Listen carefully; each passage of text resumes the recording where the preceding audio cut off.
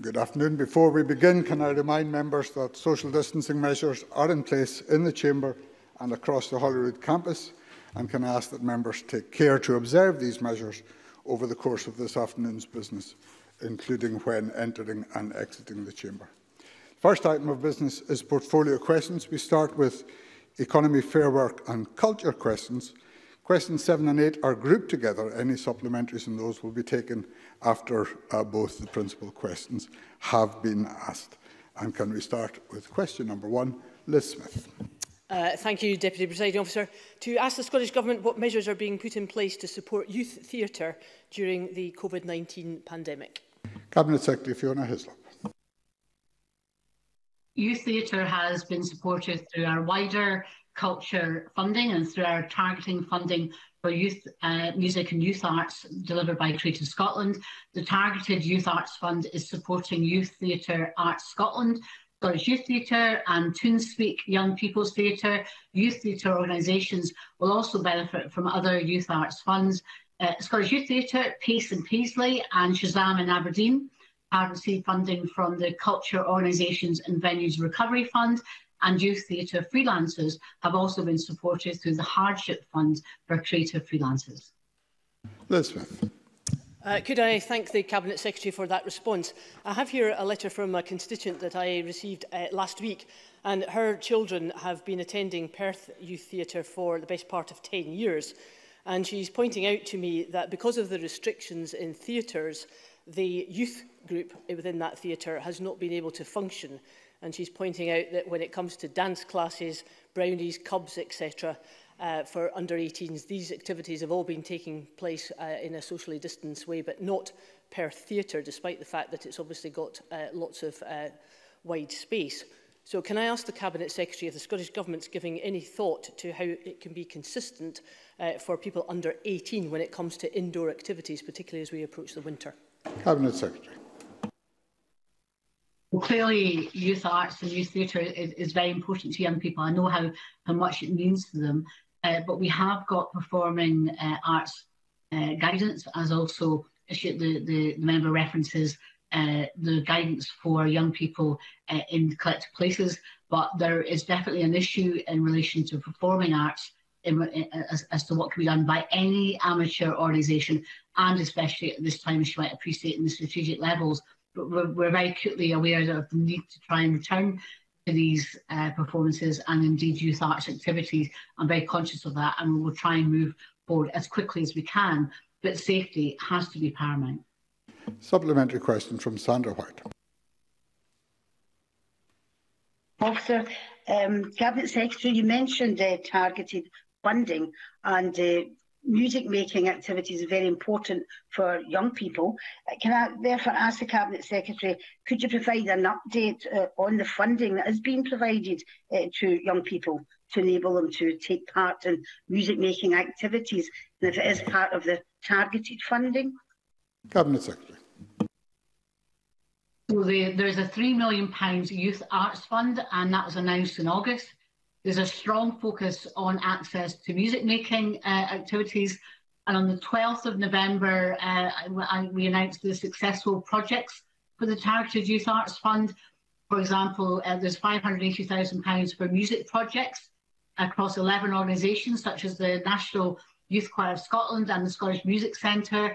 Another example is Great Music Scotland, who do fantastic work with young people with disabilities and additional needs. Creative Scotland will also announce successful recipients from the small grant scheme and the open access funds in due course. But this is all part of trying to help youth arts through this difficult period. Question number 2, Brian Whittle. Thank you, Deputy Presiding Officer. To ask the Scottish Government what discussions it has had with the UK Government regarding a potential collaboration between its Youth Guarantee Initiative and the UK Kickstart scheme. Cabinet Secretary. The Scottish Government is working closely with the UK Government, local authorities and the third sector and the business community to deliver the Young Persons Guarantee. This includes building on the strong local employability partnerships already in place throughout Scotland. As I've detailed in previous correspondence to the UK Government, alignment between Kickstart and the Guarantee will be vital in ensuring businesses and young people are able to access the support they need. I'm also keen that delivery of Kickstart is aligned to our principles around inclusion and fair work. I'm also meeting with Therese Coffey, MP Secretary of State for Work and Pensions, and the Welsh counterparts on the 10th of December. This meeting will provide an opportunity for ministers to discuss how we can best ensure alignment to support our young people. Brian Whittle. I thank the Cabinet Secretary for that answer. She will be aware, of course, of the recent announcement at Halo, where the UK Kickstart scheme has invested £1.5 million to have 216 to 24-year-olds trained in digital cybersecurity, which is also being matched by the partners at Halo to ensure there's a 12-month scheme. Would you agree with me that there is scope for a more significant intervention with positive outcomes if the Youth Guarantee Initiative is implemented alongside the UK Kickstart scheme? Cabinet Secretary. Well, the member will be aware that Kickstart is for 6 months. I really welcome the support from employers that are extending it, but our view is that we might need a 2-year provision to help young people properly position themselves to get into work. I'm glad he's identified the HALO project work. It's really important, but also identifying that digital skills are in great demand, and if we can align the Young Person's Guarantee to the greater demand, as we know is coming in digital, that's really important. But I hope he, as other MSPs will do, will encourage other local employers to step up to the mark. So between ourselves, the UK Government and employers, and everybody working in support of young people from education and the third sector, we can at least give a chance for our young people through this difficult period. Supplementary question, Alistair Allen.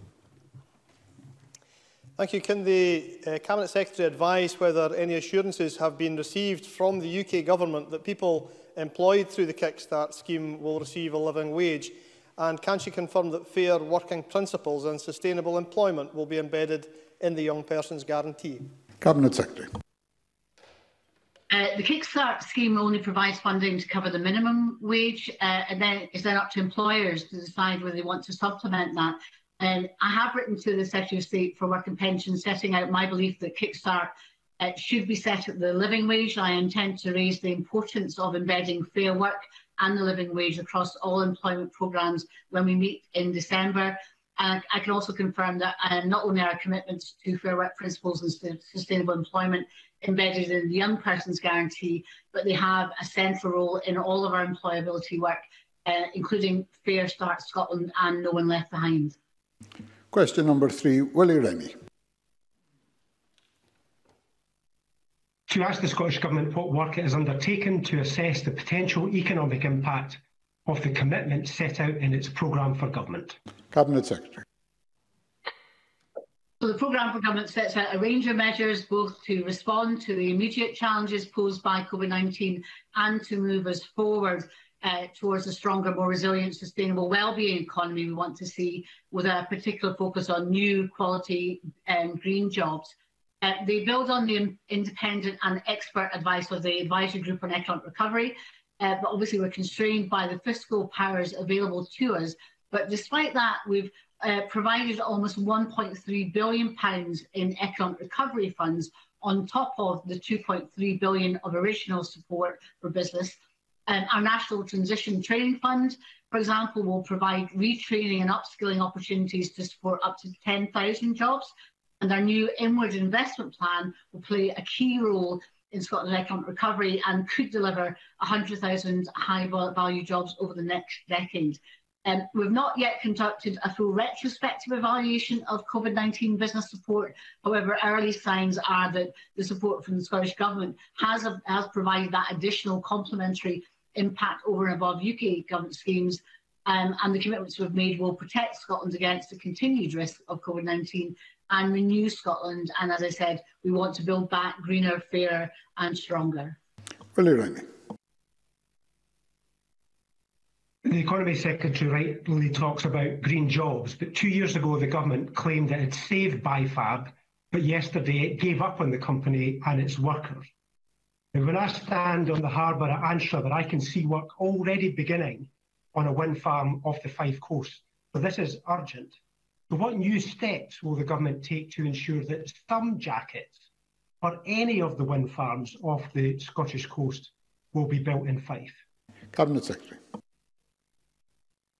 Well, clearly it's an extremely difficult situation. I have kept in touch and have written to SIPEM to try and keep the opportunity and door open to have some kind of delivery carried out of the sun jackets at BIFAB. That is extremely challenging.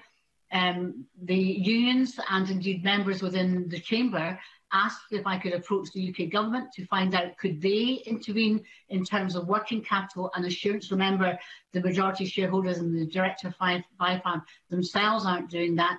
And we've had the response from the UK government that they agree with our analysis and that they cannot provide legally compliant intervention for BIFAB either. It is a challenge, but we will continue to try and work to see what can be done.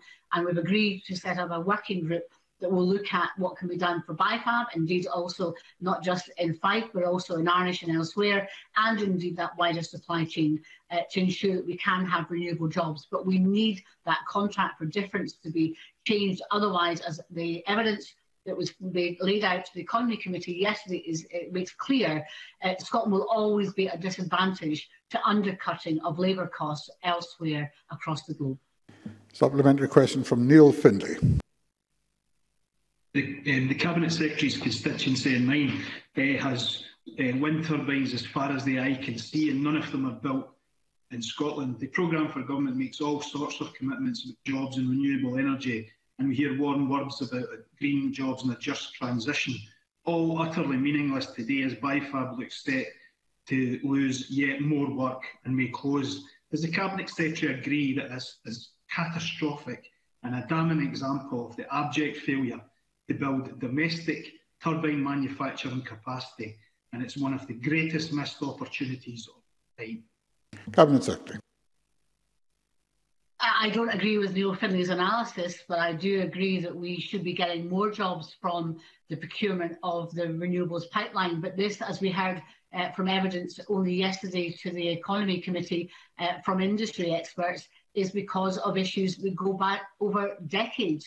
And we do need, in terms of the powers that this place need, but also changes in regulation, in the cost of provision of not only delivery of the renewable energy offshore and onshore, to make sure we can get the capacity that's needed to have that resilient supply chain to help in the renewables. I'm committed to, as the Economy Secretary, ensure that happens. I'm in active discussions with the private sector and indeed others to make sure that we can get contracts, but it's not just our responsibility. And that is why I've been pressing the UK government that they have to also step up to the mark to relieve some of the barriers, the self-inflicted barriers that the UK government has put on this supply chain situation.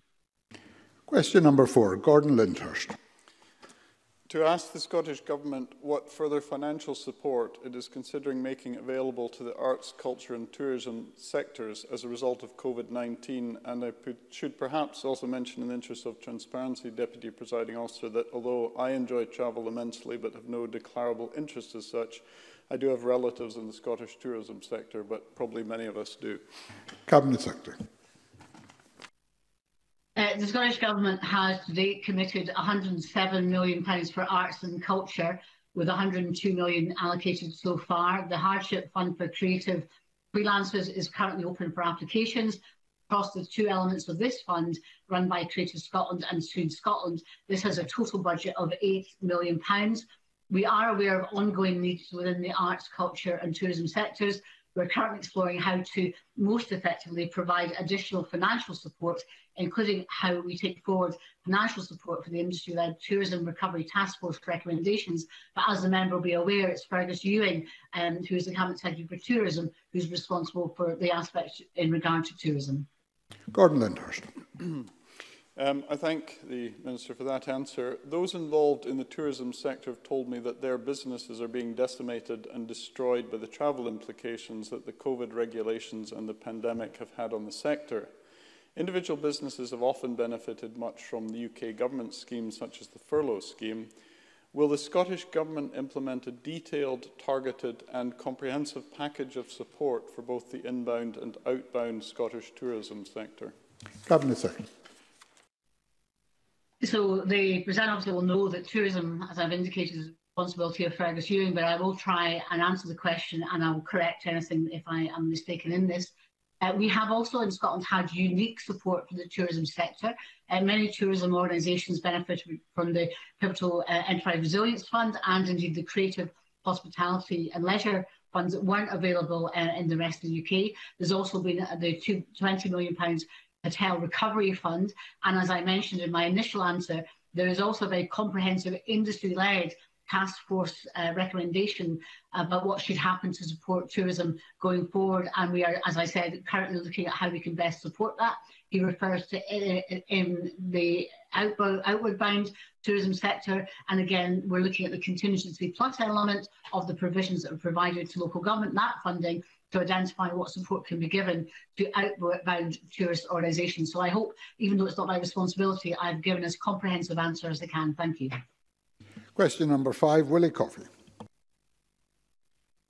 Thank you. To ask the Scottish Government whether it will provide an update on preparations for Scotland hosting the UEFA European Championships in June 2021. Cabinet Secretary. The Scottish Government is working closely with our event partners, the Scottish FA, Glasgow City Council, Police Scotland and Event Scotland, on preparations for the matches at Hampden next summer. In response to the COVID situation, we're also considering a range of planning scenarios for the tournament, including the supporter attendance at the stadium and event fan zones. We look forward to welcoming the Czech Republic and Croatia to Hampden, and I am particularly delighted the Scotland's men's national team will be there too, competing in their first major international tournament in 23 years. Willie Coffey. And I thank the Cabinet Secretary for that answer. She may, of course, be aware of comments about the championships possibly not taking place in the multiple countries as planned due to the COVID situation. Is she able to shed any light on this and perhaps offer the necessary assurances to UEFA? And would she, of course, congratulate Steve Clarke, the squad and the whole management for taking Scotland back to our first championships since 1998. Cabinet Secretary. I would absolutely congratulate the manager and the team. That was a fantastic moment when we celebrated, and I think that the whole country was lifted by that fantastic achievement. UEFA has stated that it intends to hold Euro 2020 in the format and the venues confirmed earlier this year, with 12 host cities across Europe. In response to the recent media speculation, which he refers to, UEFA has reiterated that there are presently no plans to change any venue. The Scottish Government and our event partners are in regular dialogue, as you'd understand, with UEFA to discuss planning scenarios for the matches at Hampden. Euro 2020 will provide another opportunity to build on Scotland's reputation as a world-class host of major events, and we look forward to next summer with even more anticipation, as he said, because Scotland will be competing alongside the best in Europe. Supplementary question, Maurice Golden. Thank you, Deputy Presiding Officer, and I'd like to associate myself with the remarks from the Cabinet Secretary congratulating Steve Clarke and his team for making the finals. I was at the World Cup opener in 1998 versus Brazil, and I didn't think I'd be a middle-aged man by the time that we next qualified. But our national game has been hit hard, especially with smaller clubs more reliant on gate receipts, worried about their future, and Scottish football facing a £100 million loss. Next week, fans in England can return to matches in low-risk areas with capacity rules in place to provide extra safety. Will the Cabinet Secretary confirm if Scotland will adopt a similar approach? Cabinet Secretary. So this is the responsibility of the Sports Minister, but I will try and attempt to answer. Community football in particular is really important to our towns across Scotland. I'm sure the members I have spoken to local community clubs, and the gate receipts are very important to them, but so is safety. Everyone I've spoken to understand those constraints.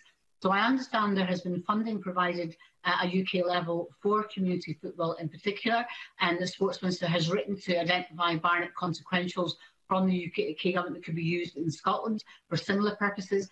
In relation to attendance, he'll be aware that at level 1 and level 0, football can commence with a capacity of 300, and indeed Ross County recently had a game and held a game, and indeed at level 1 that activity can take place. So yes, do we have a system in place where football could return with attendances in the stadiums? The answer is yes, that's already happened in Scotland, but obviously it's tied to the safety issues around the different levels.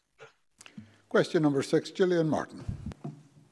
Thank you, Presiding Officer. To ask the Scottish Government how it will address the impact of the COVID-19 pandemic on women's businesses and employment. Minister Jamie Hepburn.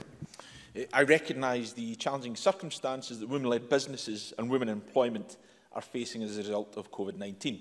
We remain fully committed to the cross-sector partnership approach of the Women in Enterprise Framework, and I've recently engaged with Scottish representatives of the Women in Enterprise Policy Group to discuss the issues arising out of the COVID-19 pandemic. The Women Returners Fund, launched earlier this month, backed by £500,000 and following on from a 2018-19 pilot scheme, will fund projects that help address gender inequality in the workplace and build on the Scottish Government's commitment to reduce the gender pay gap.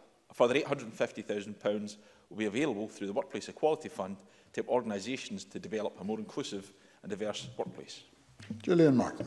I thank the Minister for that answer, and he mentions the gender pay gap, which is already a big issue with women being employed in low-paid sectors, but we also have an enterprise gap with a long-standing deficit of women running their own business and receiving business support. COVID-19 is particularly impacting many women-led businesses. Travel and tourism, the beauty industry, the wedding industry are all areas that for many women entrepreneurs. Can the Minister further outline what's been done to ensure that women can recover their businesses as we recover from the pandemic, and that women's work in general is better valued? Minister. Well, the first thing I would say is even before this crisis, we knew there were challenges here, but that remains the case, and we know it will continue to be the case if we don't take concerted action. So we remain committed to doing that through our work on women in enterprise and on the gender pay gap to address the structural barriers that face women. Last week, the Cabinet Secretary for Finance took part in a Q&A with women in business, engaged directly with many of the sectors that Ms Martin has mentioned. We know that there are challenges there. We continue to look at how we can support those sectors in particular, but on a more general basis in terms of supporting women in enterprise going forward and into the recovery period, we remain committed to pursuing the concept of a women's business centre. This is an agenda we're very much committed to taking forward. Question number 7, Colin Smith. Thank you, Presiding Officer. To ask the Scottish Government what support is available for businesses impacted by the COVID-19 restrictions. Jamie Hepburn. Grants of up to £3,000 are available for business required to close by law, and grants of up to £2,100 for businesses that remain open but are required by law to modify their operations. £45 million of additional support is being made available, including a £15 million fund for newly self-employed people and a £30 million discretionary fund for local authorities to provide additional support for businesses. We're doing everything we can with the powers we have to help businesses impacted by COVID-19, offering support which now exceeds £2.3 billion. Colin Smith. Thank you, Presiding Officer. Can I thank the Minister for that answer? A number of accommodation providers in the Level 2 parts of my region have contacted me to say they are not eligible for the Strategic Framework Business Fund, despite the fact they are clearly restricted by Scottish Government laws. For example, self-catering accommodation that can only accept single household bookings from the small number of people that can currently travel. Now, I appreciate the Minister said councils have a discretionary budget now, but surely these businesses should be eligible for a non-discretionary business restriction grant. So can the Minister clarify whether the Strategic Framework Business Fund does provide any support for unlicensed accommodation businesses, given the huge impact government restrictions are having on those businesses? Minister. If Mr Smith wanted to write to me with the specific examples, I'm happy to look at that in the context of the specific pockets of funding that I have laid out. But I would make the observation that we recognise that not every element of the specific support that I set out in relation to the grants available around the framework will not be covered. So that is why we've created that pocket of discretionary funding to empower local authorities to respond to their local circumstances to support a wider range of businesses. But if Mr Smith wants to contact me with the details, I'll be happy to look into the matter and get back to him with some more detail. Question number 8, David Torrell. Thank you, Presiding Officer. To ask the Scottish Government what support it is given to small and medium-sized businesses facing difficulty as a result of the pandemic. Minister Jamie Hepburn. The Scottish Government recognises the roles SMEs play in our communities and to our economy in Scotland. That's why we are committed to delivering the support that meets the needs of SMEs throughout and beyond the pandemic. As I said in my last answer, this includes grants of up to £3,000 for businesses required to close by law and grants of up to £2,100 for businesses that remain open but are required by law to modify their operations. The full range of support offered by the Scottish Government, our agencies and local authorities, including Business Gateway, is available on our Find Business Support website. David Torrance. Growth is crucial to the long-term survival of a business, and whilst there is no denying that the pandemic has been extremely tough on many businesses, others are in a fortunate position of looking to expand their services and diversity their operations. Can I ask the Minister what focus Scottish Enterprise are given to companies in this position to assist them in taking advantage of new opportunities and to recognise expansion opportunities? Minister. Well, Scottish Enterprise, of course, has a crucial role to play at any time in terms of supporting companies at all stages of growth. I have seen them work assiduously over the course of the recent period, and they have worked very closely with us to respond to the challenges many businesses have faced. In relation to the specific question, earlier this month, the Early Stage Growth Challenge Fund committed almost £25 million in funding to support some of Scotland's most pioneering young companies in achieving their growth ambitions. And in October, the flagship Unlocking Ambition programme is again supporting a cohort of 40 of Scotland's most talented entrepreneurs to develop their full potential and accelerate growth. So we are committed to doing all we can to help businesses in the current context, but of course, as we recover, to continue to grow, thrive and employ many, many more people across the country. Thank you very much. That concludes questions on economy, fair work and culture. We now move on to questions on education and skills. And the first question is from Anna Sarwar. Thank you, Deputy Presiding Officer. To ask the Scottish Government what plans it has to provide weekly COVID-19 tests for teachers. Cabinet Secretary John Swinney.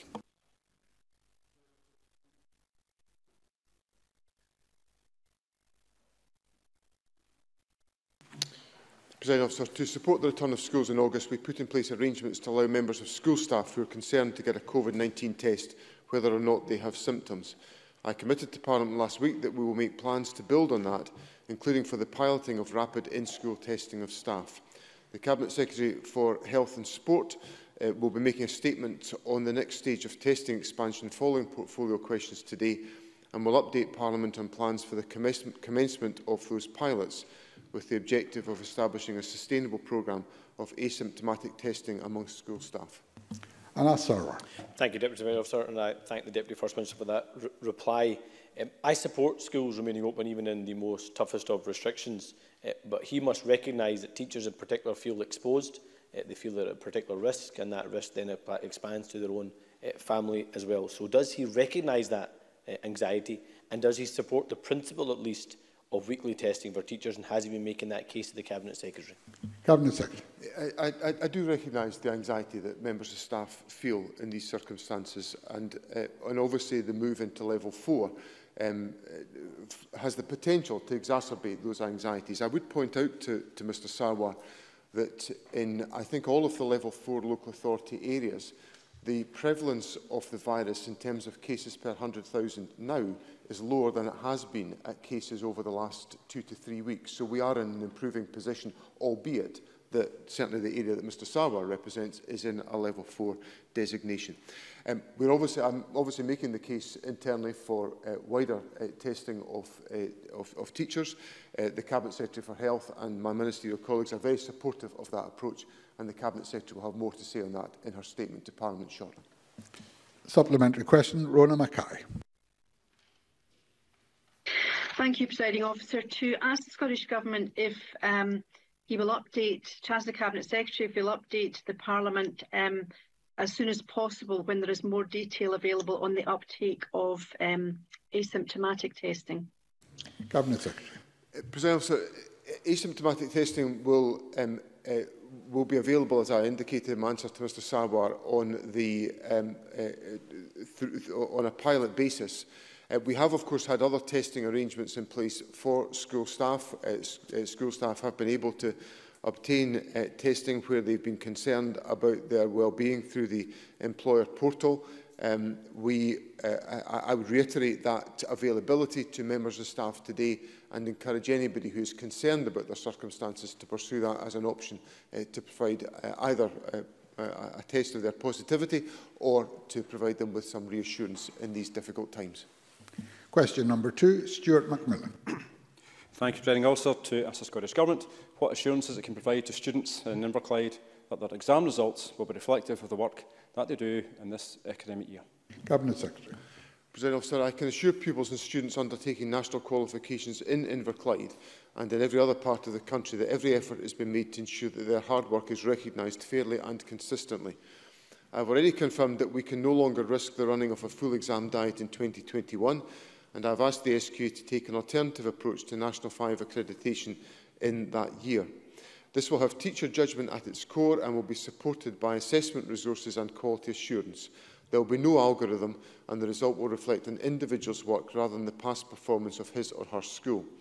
Our ambition remains for higher and advanced higher exams to proceed if possible.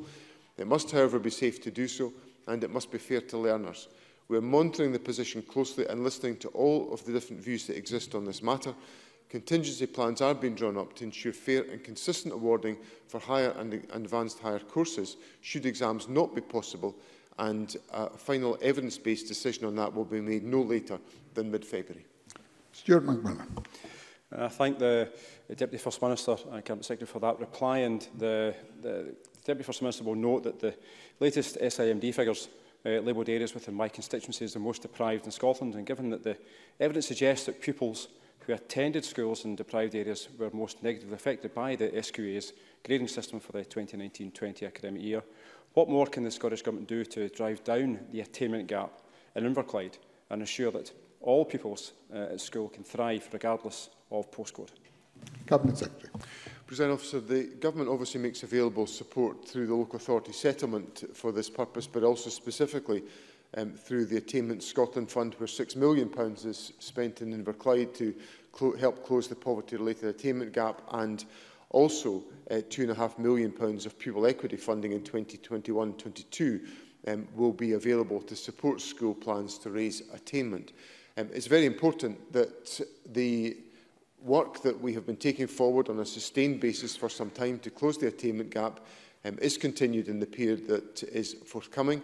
That will support young people, and obviously we saw in the results that were announced in August a closure of the attainment gap, and obviously that will be welcome news in Inverclyde, as it will be in other parts of the country. Supplementary question, Jamie Green. Thank you, Deputy Presiding Officer. We know that Nat5s have been cancelled in favour of ongoing assessment, coursework and teacher estimates, but the reality is far from the rhetoric. We know the SQA are actually asking teachers to hold exams, and I quote, that replicate as far as possible the standard, duration, format and security of normal exams. So if exams are cancelled, why are teachers being asked to do the job of the Qualifications Agency? Cabinet Secretary. Obviously, the SQA have issued guidance along with various other stakeholders in the education system, indicating that prelims are not required.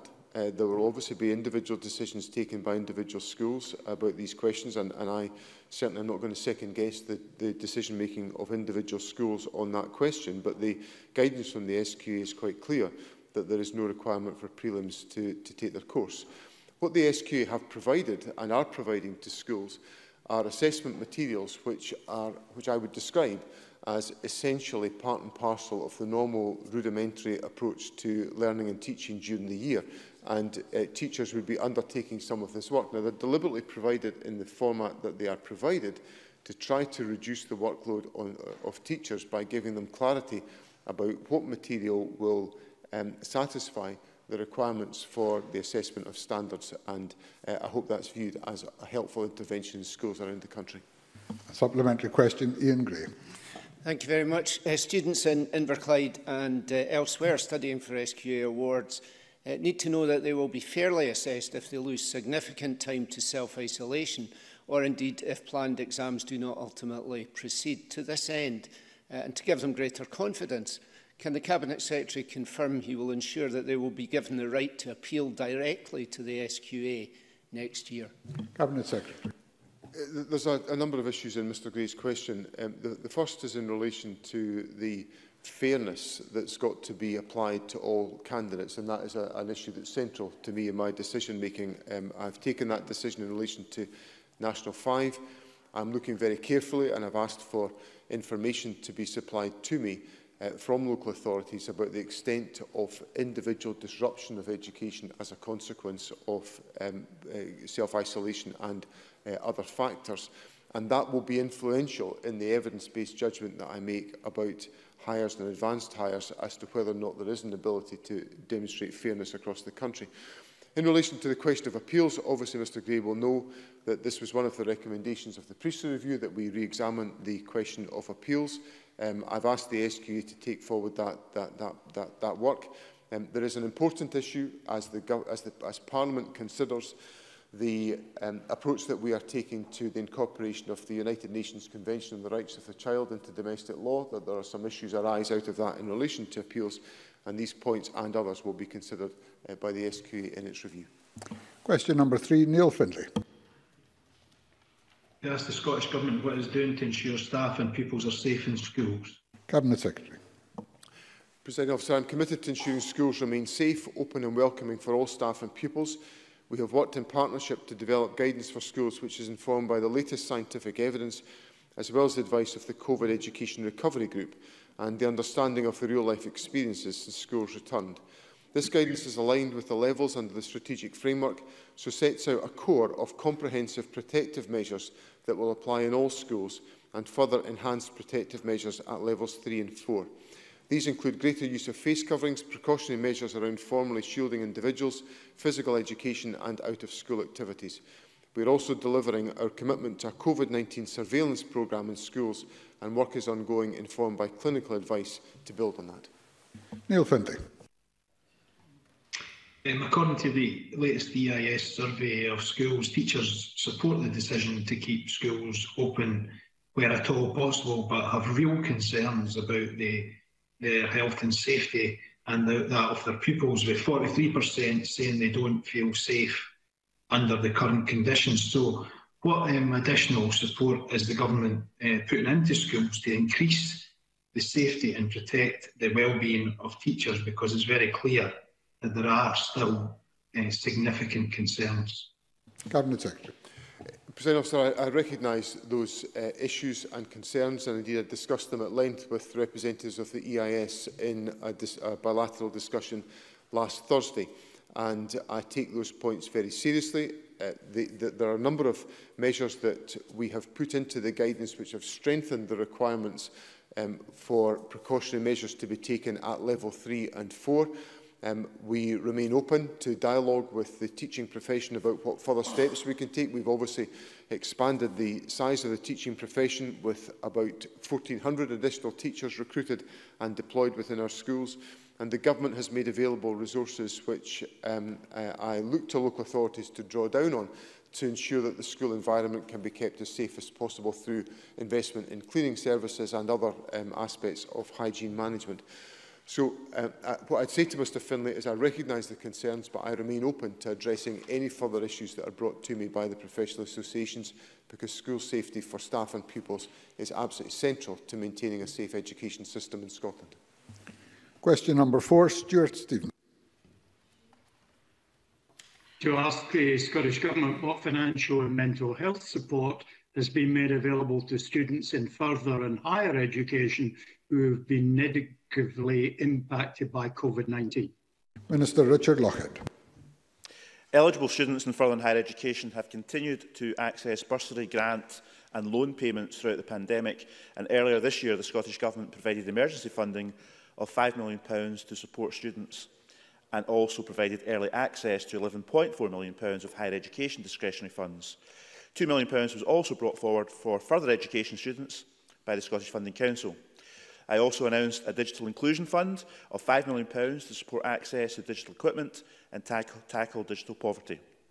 And finally, we are also investing a further £3.645 million to support our existing commitment to introduce more than 80 additional counsellors in colleges and universities, and announced additional funding of £1.32 million to help students deal with the mental health impacts of COVID-19. Stuart Stevenson. Can I thank the Scottish Government for the support that the Minister has just delineated, but specifically what discussions has he had with university and college sector about support being provided to students, particularly from low-income backgrounds? How helpful is the digital inclusion initiative that the Minister referred to been to that part of our student community? And is there access to some basic necessities of life, such as food deliveries and specific steps that might help ensure that students do not feel isolated? Minister. Thank you. There's a variety of questions there, but I'll try and answer quickly. Firstly, our universities and colleges, of course, have an obligation to ensure there's welfare support and support of supplies for any students self-isolating in halls of residence, for instance, and indeed others who they're aware of. And that has now been taken forward, and as you know, there's a huge effort going in to support students by our institutions. In terms of the Digital Inclusion Fund, it's been really heartening to see the photos on social media of our colleges and universities of rooms full of laptops that they're distributing to students who are in need and others, which shows that the funding has been put to good use from the Scottish Government and indeed their own funding, which they're using for that as well. And in terms of wider support, I know that of the £11.4 million that I mentioned in my opening remarks, that 3,500 students have tapped into that for support. So these hopefully are students in need and fit the criteria for that particular fund. And another 1,500 students have successfully applied to the other funds that were already available. Question number 5, Tom Mason.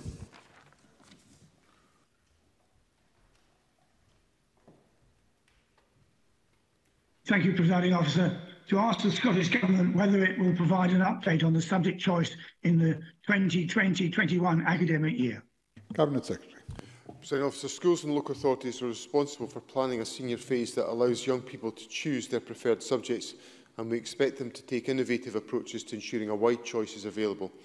However, COVID-19 has created many challenges, and we must accept that currently there are some opportunities unavailable to young people because of safety measures imposed in accordance with public health advice.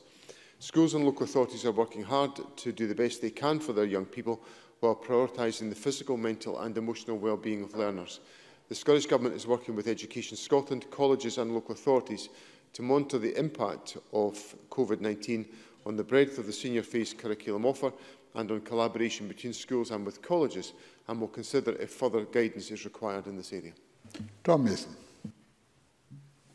I thank the Cabinet Secretary for that reply. The Commission on School Reform has found that nationally the number of subjects studied by S4 pupils has fallen from 8 to 7 or even 6. This narrowing of subject choice means that in most schools it's not possible to study in all curriculum areas in S4, and disproportionately affects disadvantaged pupils. The Commission argues that it is disingenuous to refer to the number of subjects notionally available, as they are not accessible for most individuals. So will the Cabinet Secretary recognise the reality of pupils are facing and ensure that all students can access the full range of subjects in S4? Cabinet Secretary. Well, I do believe that all pupils are able to access a very broad range of opportunities in S4. I think as part of the well-documented discussions we've had in this chamber and in committee about the content of the senior phase, I think there are some fundamental differences of view amongst members as to whether we should view the senior phase as a 3-year period, which it largely is for many young people who continue to stay on at school beyond S4, which is a material change in circumstances since I was at school, and or whether we should have a traditional curricular structure of the type that I had when I went to school about 40 years ago.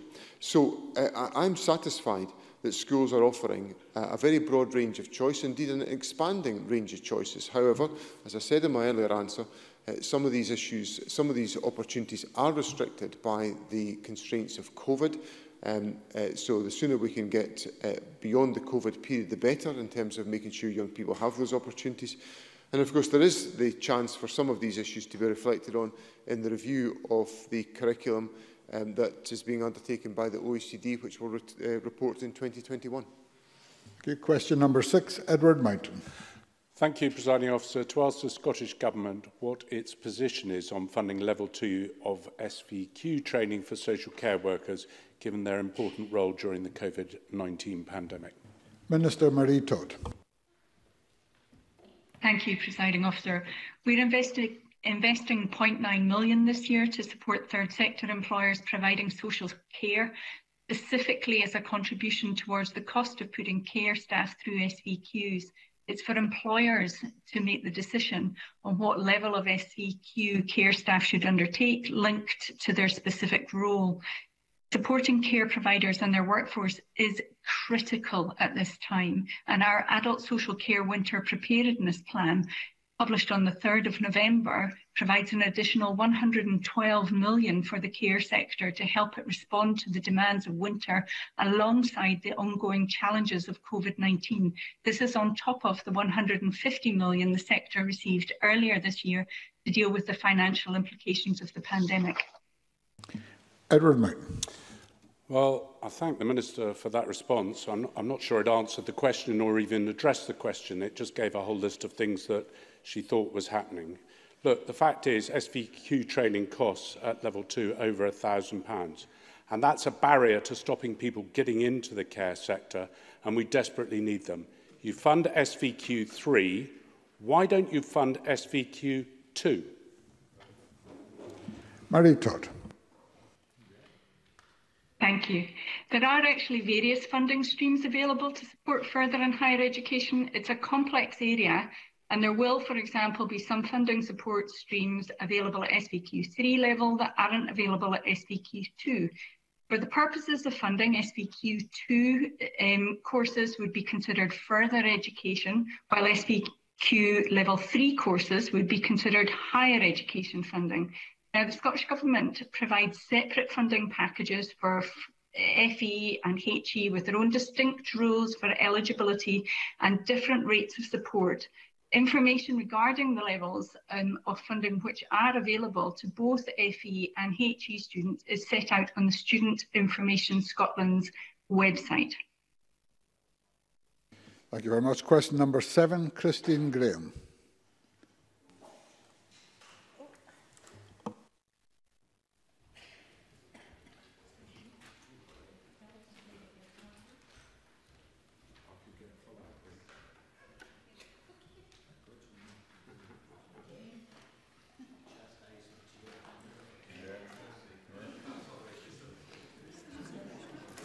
We'll come back to Christine Graham. Question number 8, I will call Claire Adamson.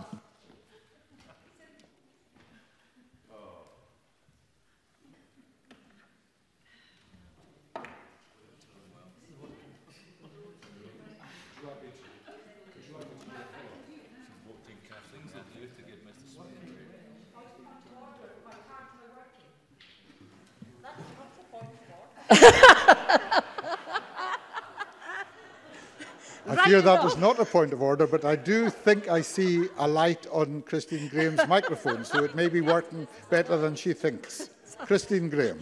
Maybe a light on the console. I don't know if there's one in my head. I'm going to have to get a new card. To ask the Scottish Government in what circumstances it would consider blended learning or a complete closure of a school or schools within a local authority. Cabinet Secretary. So the measures put in place across wider society at different levels have been designed precisely to avoid any automatic move to remote learning or to close schools. The latest evidence published by Public Health Scotland and the Advisory Subgroup reinforces our view that the benefits young people gain from being in school outweigh the overall impact on schools of transmission rates. The use of targeted remote learning remains an important contingency at all levels of the strategic framework. Decisions relating to public health will continue to be made by local incident management teams and on the independent advice of local directors of public health. Christine Graham. Thank the Deputy First Minister for his answer. Note what he says. And Deputy First Minister may recall that one of my previous incarnations was as a secondary teacher, and like former colleagues would be in daily classroom contact with over 100 pupils. Does the First Minister therefore agree with me, as part of retaining that important face-to-face teaching, pupils must adhere to the COVID rules, not only in school, but outside school, to keep themselves and the staff safe and their school open? Cabinet Secretary. I'm very much aware of the previous career incarnations of Christine Graham in our long association that we have had together. I think that the point that Christine Graham makes is an important point, and it resonates with the comments that Mr Sarwar and Mr Finlay have made in the course of question time today, that teachers will have a lot of interaction with pupils in the course of a day, which is why it's important that at all times everybody follows the rules to minimise the risk of transmission. And in my answer, I made it expressly clear that the measures the government is taking in relation to suppressing community transmission are designed to ensure that we can keep schools open. So we've made choices which have resulted, which others would dispute and would disagree with about where we've decided to make our choices, but we've made those choices to try to protect the availability of schooling for young people because of the benefits it delivers to each individual. And question number 8, Claire Adams. Thank you, Presiding Officer. To ask the Scottish Government, what has been the uptake for the new SQA Scots Language Award? Cabinet Secretary. Presiding Officer, the Scots Language Award was introduced in 2014-15 academic year, and since then it's had a positive increase in the number of young people attaining a pass in the award between SCQF levels 3 to 6. In the first year in 2015, there were 54 passes in the award, and this has increased substantially to 418 in 2020. However, this does not tell the whole story, as many schools and centres choose to use only some of the units which make up the award as part of their studies. Therefore, the number of young people having the opportunity to learn and engage with the Scots language is far higher. The Scottish Government continues to work with the SQA and stakeholders to promote the award and Scots in education. Claire Adams. I thank the Cabinet Secretary for that answer, and I'd like to pay tribute to Ciara Dillon, who won the Young Scots Writer Award at the Scots Language Awards 2020. Can I ask the Cabinet Secretary, what action is Education Scotland taking to ensure Scots is a valued and embedded part of the curriculum and not just pulled out of a drawer on or around Burns Night? Cabinet Secretary. Well, President Officer, I can assure Claire, well, first of all, let me associate myself with Claire Adamson's tribute to Ciara Dillon, who won the Young Scots Writer Award at the Scots Language Awards. I've just written to the award winners from the awards this year to congratulate them on their achievements, and Ciara will be one of those who receives a letter from me. I can assure Claire Adamson that Education Scotland values and appreciates the importance and the significance of the Scots language, that development work is taken forward in the partnership approach that involves organisations like the Scots Language Dictionaries and the National Library of Scotland, working with the SQA and other organisations. So there's clear evidence from schools across the country that the Scots language has a developing place in the curriculum, that it's been used in classroom by practitioners and learners, and is very much supported and appreciated by Education Scotland.